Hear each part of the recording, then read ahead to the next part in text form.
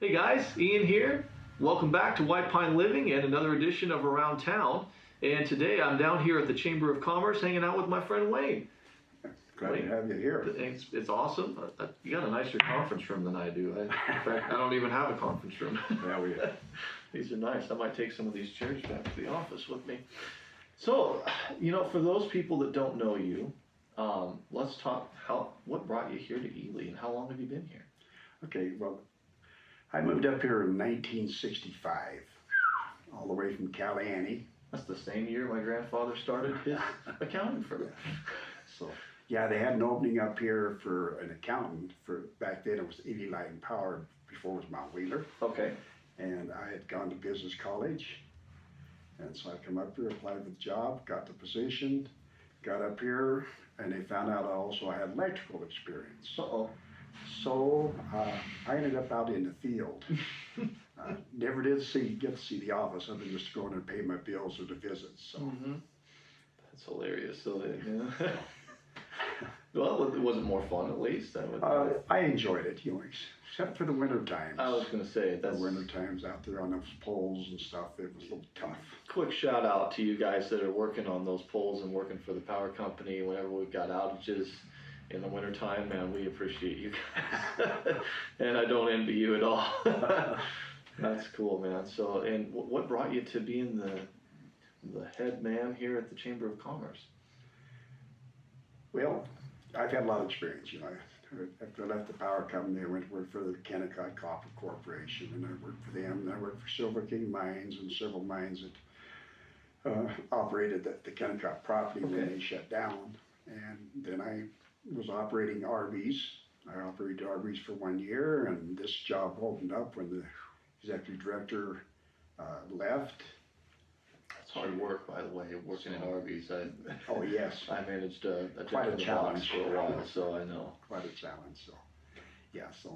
So in April, this job opening come open, and I said, well, let me try it for a while, and then I officially took over July 1st of 2010. Wow. And I've been here ever since, and I enjoy the heck out of it. I bet. Yeah.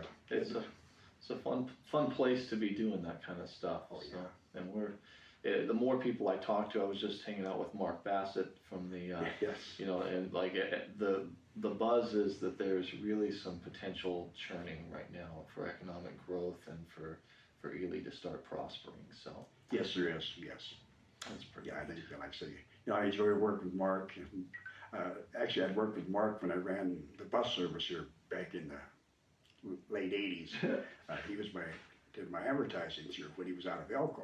Okay. So that's where I got to meet him and Joan.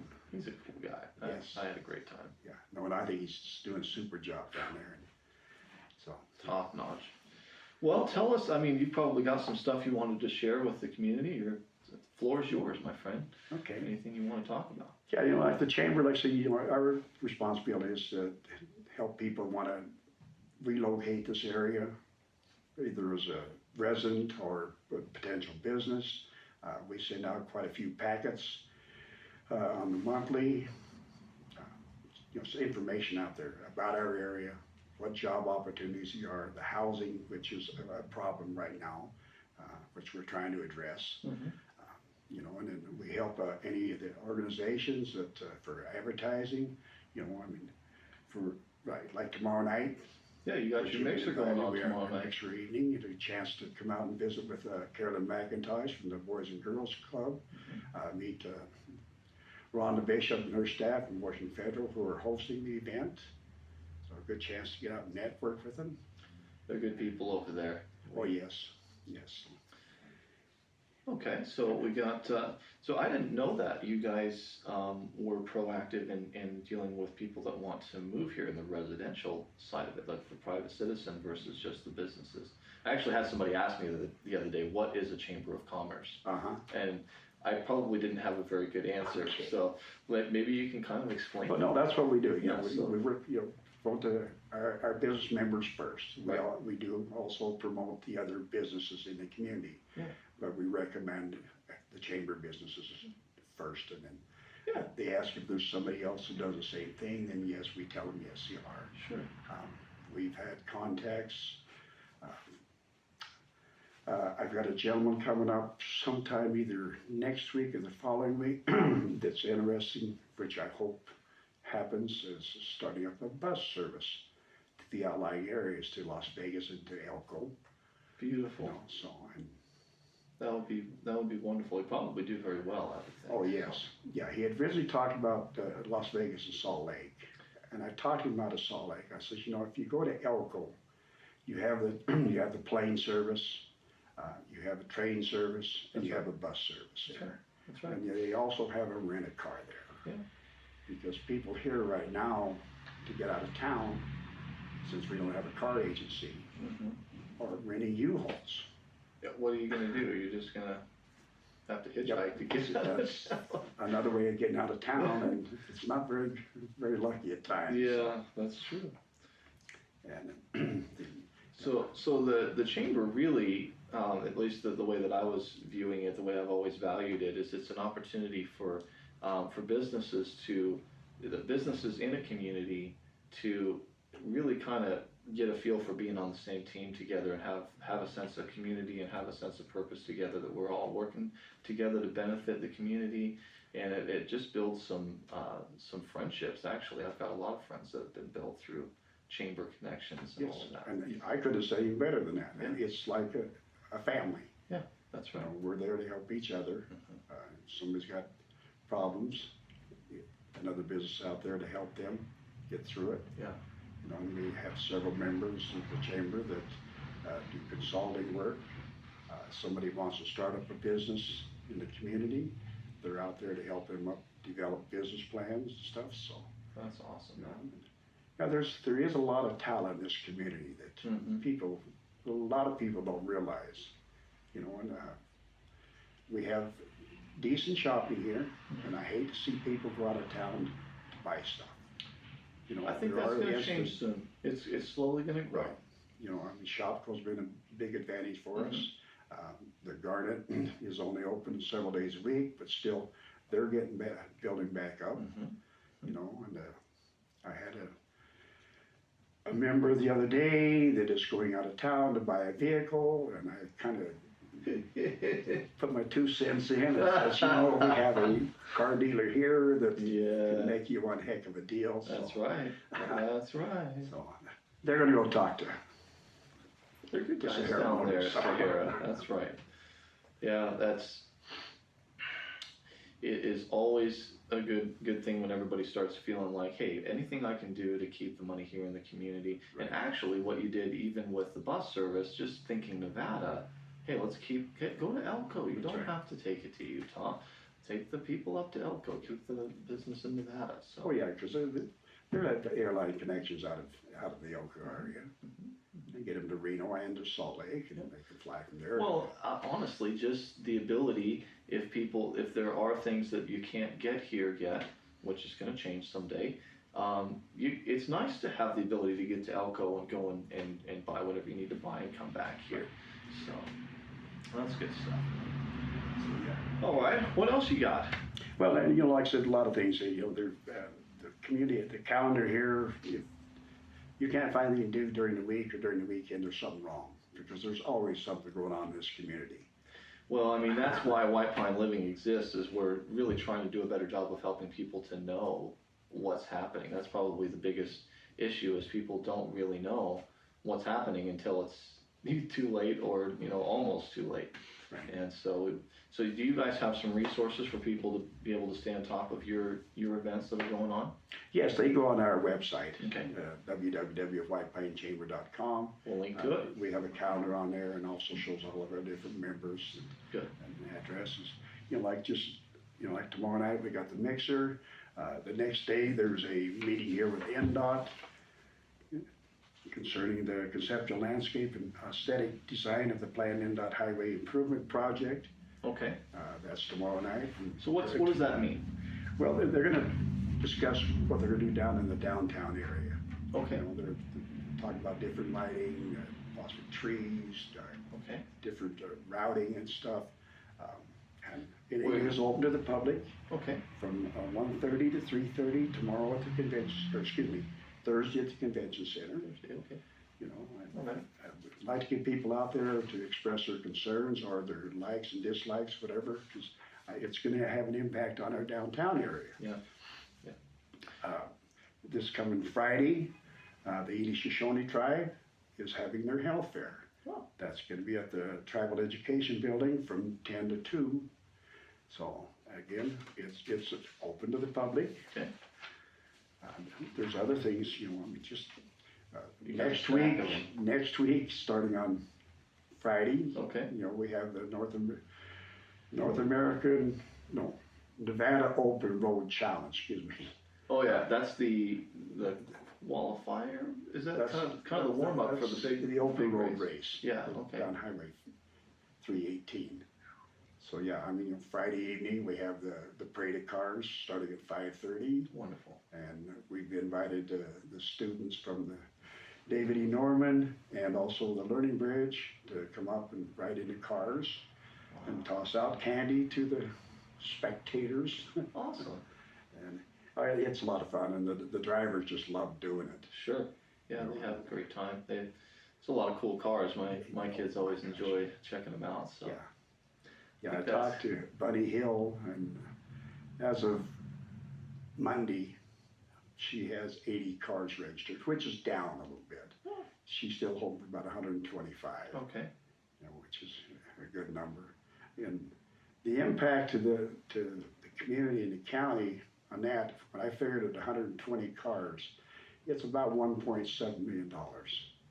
Wow. That generates into the county in turnover, you know, 7 different times. So Wow, that's wonderful. yes, you know, that's good dollars. Well, and that you know, I was talking to Bruce, and we were talking about economic development, and he really believes that that's going to cascade through in building up our tourism. As the tourism grows, we get more influx of money, we get more businesses popping up because the money's there. Yes.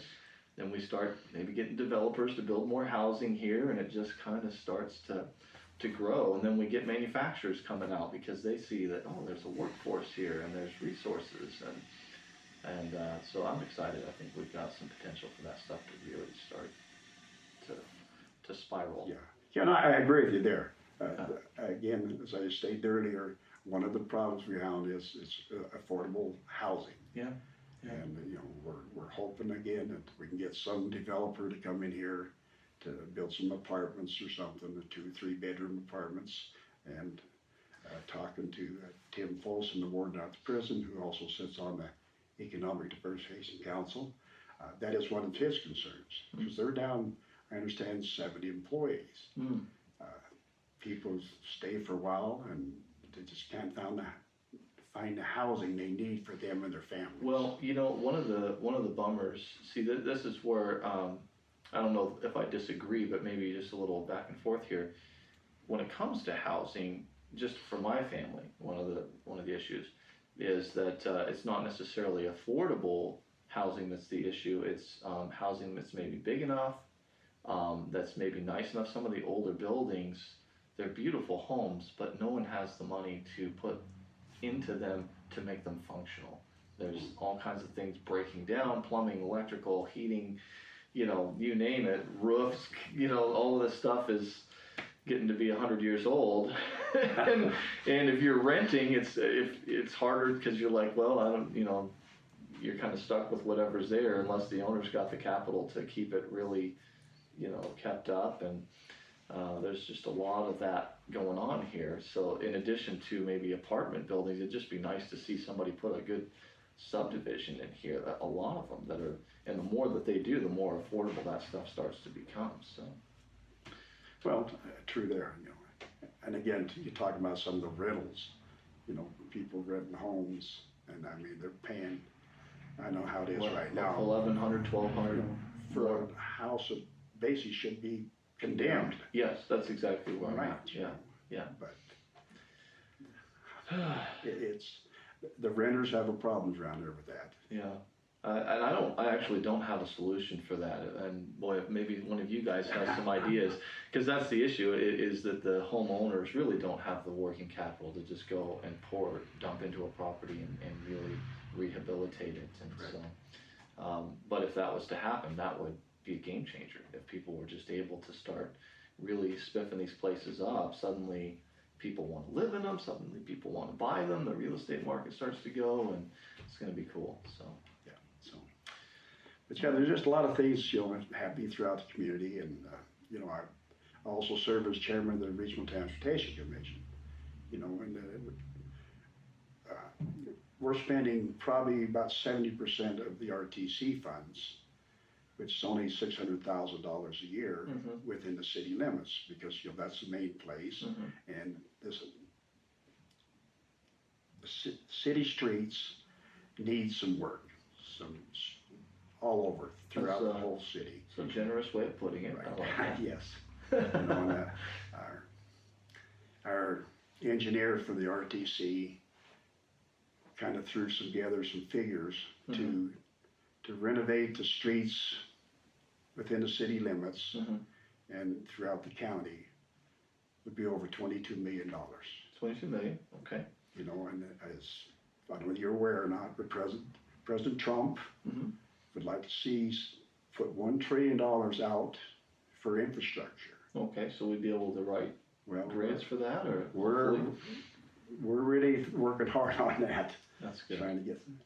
Yeah, well, that's a really good topic, because I think, I really try not to complain just because it doesn't do any good and it's not good for us mentally, but it happens.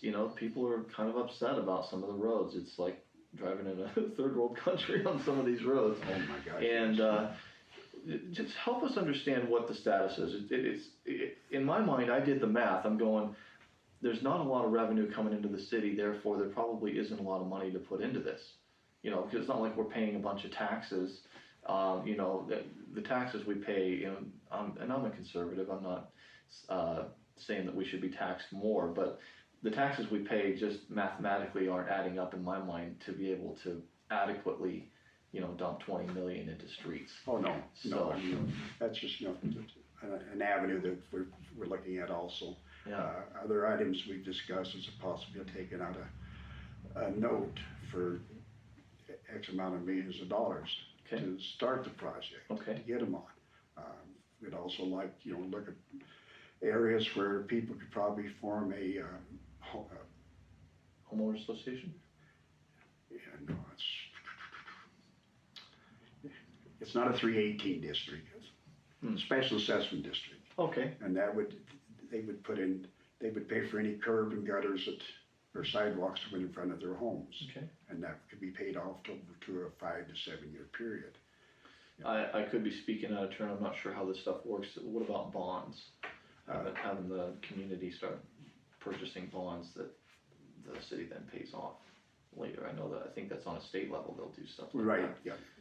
Yeah. I've never heard of the county purchasing bonds personally, but let's say we can go out for a loan, like say for example, $10, $12 million to get it at least 10 years worth of work done in the community. So the simple fact is, it's not that there's a whole bunch of incompetence going on. It's that there literally just isn't the resources that are needed to do that kind of work. That's really what's going on. Oh yes. Yeah. So and that's kind of what I thought. That's why I've been gentle. It's not like, oh, these guys are a bunch of idiots, they can't fix my road. No, it costs $20 million to fix that road, and there isn't $20 million sitting in the bank. No, for example, the Murray Street project, which we're working in conjunction with the Ely Municipal Utility Boards on that. They're going in, they're getting all the infrastructure done underneath before we go in and we do the paving on it. So that's over a 3-year period.